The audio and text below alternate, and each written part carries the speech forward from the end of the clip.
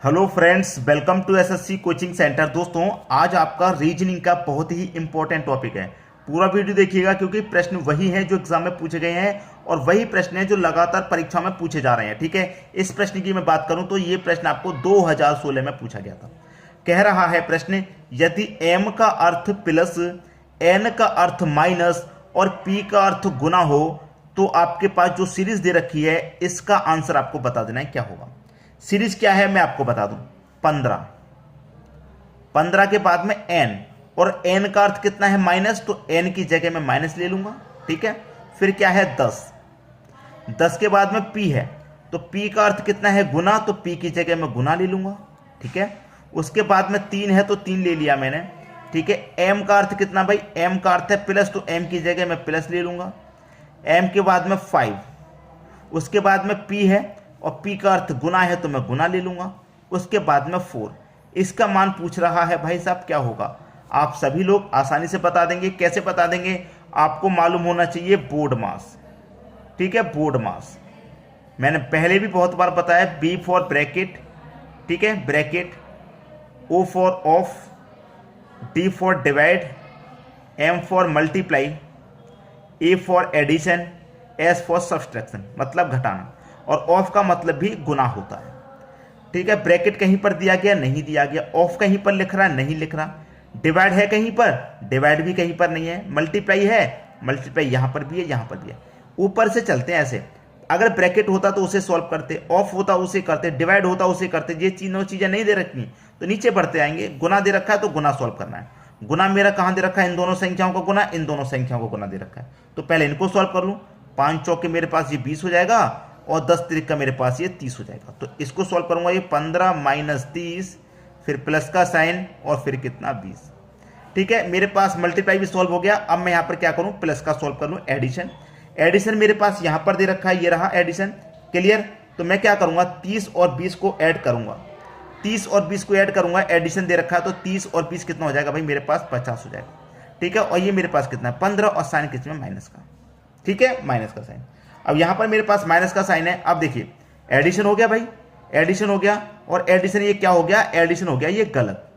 ये एडिशन हो गया गलत। अगर आपने इसी तरीके से एडिशन किया तो गलत हो गया। क्यों हो गया, देखिए भाई ये तो माइनस का है ना, मुझे तो एडिशन करना है, तो माइनस का है, ये 30 तो माइनस का है ना, मुझे तो एडिशन करना है प्लस का, और प्लस का मेरे पास 15 था और 20 था, तो 15 और 20 35 होगा कि नहीं होगा, होगा कि नहीं होगा 35। आपने माइनस और प्लस दोनों को जोड़ा है, गलत जोड़ा है आपने क्या, मैंने गलत जोड़ा है। और मैं इस तरीके से गलत इसलिए जोड़ रहा हूं क्योंकि जो बच्चे मेरे साथ साथ चल रहे हैं उनको यही पता नहीं है सर गलत पढ़ा रहे हैं सही पढ़ा रहे हैं, इसलिए मैं बीच में इस तरीके का ऑब्जेक्शन लेता हूं जिससे कि आपका जो माइंड है वो डिस्टर्ब ना हो और अच्छे से समझ में आए। ठीक है, देखिए अब मैं प्लस का 15 प्लस का 20 जोड़ूंगा तो 35 होगा, होगा कि नहीं होगा, और माइनस का 30, और प्लस का कितना है 35 है।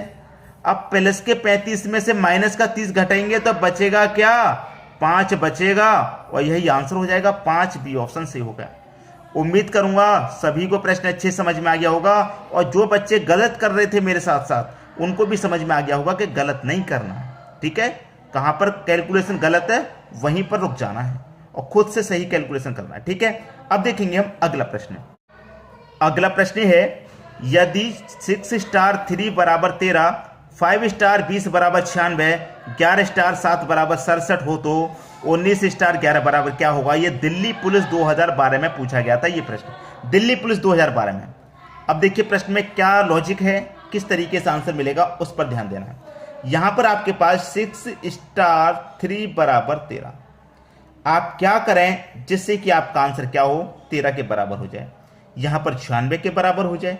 ठीक है, और यहां पर 67 के बराबर हो जाए। ठीक है, और यहां पर 67 के बराबर हो गया तो यहां पर क्या आएगा वो आप बता देंगे, आसानी से बता देंगे। तो यही आपको सोचना है कि क्या रिलेशन बनाना है आपको। ठीक है, यही आपको सोचना है कि आप ऐसा क्या करें जिससे कि आपका लॉजिक बिल्कुल सही लगे। बात क्लियर है, जिससे कि क्या हो, आपका जो लॉजिक है वो बिल्कुल सही लगे। अब देखिए यहां पर क्या होगा मैं आपको बताता हूं। यहां पर क्या होगा, 6 स्टार 3 है, 6 स्टार 3। अब मैं देखिए क्या करूं, यहां पर इस स्टार की जगह पे गुना ले लूं, और इस 3 को मैं क्या लिखूं, 2 + 1, और कितने के बराबर आए भाई, 13 के बराबर। भाई 3 को 2 + 1 लिखूंगा तो 2 + 1 3 ही तो होता है, और स्टार की जगह मैंने यहाँ पर गुना ले लिया। ठीक है, अब देखिए 6 का गुना 2 से करूंगा 12, और 12 में 1 जोड़ दूंगा तो 13, ये एक ही तो बचा तो मैंने 1 जोड़ लिया, 13 हो गया। वही यहाँ पर करना है, मेरे पास 5 है पहली संख्या, स्टार की जगह गुना ले लूँ और 20 को क्या लिखूँ, देखिए मैंने 3 को क्या लिखा 2 + 1, मतलब 3 से पहले वाली संख्या ले ली 2, 20 से पहले वाली संख्या ले लूंगा 19 और +1 कर दूंगा तो ये भी कितना हो जाएगा 20, और कितने के बराबर भाई 96 के बराबर है। ठीक है, 19 पंजे कितना होता है 95, और +1 कर दो ये वाला, 95 में 1 कर दो 96, आया कि नहीं आया 96 के बराबर, आप कहेंगे सर आ गया। अब यहाँ पर भी ले लो 11, स्टार की जगह गुना, 7 है तो 7 से पहले वाला 1, 6 + 1 कर देंगे, कितने के बराबर 67 के बराबर। 11 छिक्के 66 होता है, उसमें कर दीजिए +1 तो 66 में 1 जोड़ देंगे 67। भाई तीनों में सेम लॉजिक लगा है, वही यहाँ पर लग जाएगा। 19 स्टार की जगह गुना ले लो और 11 से 1 पहले वाली 10 + 1 में तोड़ लो, कितने के बराबर आएगा पता चल जाएगा। 19 का मल्टीप्लाई 10 से कर दूंगा 190 आ जाएगा, और उसमें जोड़ दूंगा मैं 1 तो कितना हो जाएगा 191। ये आपका आंसर होगा सी ऑप्शन। उम्मीद करूंगा प्रश्न सभी को बहुत अच्छे से समझ में आ गया है। अब देखेंगे हम अगला प्रश्न। अगला प्रश्न है 44 × 75 बराबर 7454। बहुत बड़ी संख्या है। 34 गुना 65 बराबर इतना है, 24 गुना 55 बराबर इतना है, तो 14 गुना 45 बराबर क्या होगा। ये भी प्रश्न एसएससी 2012 में पूछा गया था। ठीक है, देखिए यहां पर है 44 गुने 75 बराबर 7454 के है, यही तो है। अब देखिए क्या लॉजिक है, अगर आपने संख्याओं को ध्यान से देख लिया तो आंसर मिल गया। कैसे मिलेगा, देखिए जो फर्स्ट है यहाँ पर 4, उसे यहाँ लास्ट में लिखा गया 4 को, वही संख्या है सेम टू सेम, और यहाँ पर जो लास्ट है उसको लिख दिया गया, फिर ये 4 को लिख दिया गया, फिर ये 7 को लिख दिया गया, मतलब पहले ये फिर ये फिर ये फिर ये, इस तरीके से लिख रहे हैं। आगे बढ़ के चलिए यहाँ देख लेते हैं कितना है, 34 है गुने 65 है बराबर कितना 64 53 है। ठीक है, देखिए पहले इस वाली को लिखा गया तो यहाँ पर भी देखिए पहले ये वाली संख्या है, फिर 5 लिखा गया था, यहाँ पर भी देखिए 5 है, फिर ये 4 को लिखा गया था, यहाँ पर भी देखिए 4 है, फिर ये 6 बचा 6 लिख दिया। अब उसी तरीके से यहाँ पर इसको और इसको पता कर दीजिए। अब मुझे दोनों जगह सेम लॉजिक मिल गया है। अब वही लॉजिक मेरा देख यहाँ पर लगना चाहिए, 24 गुने 55 बराबर कितना 54 52।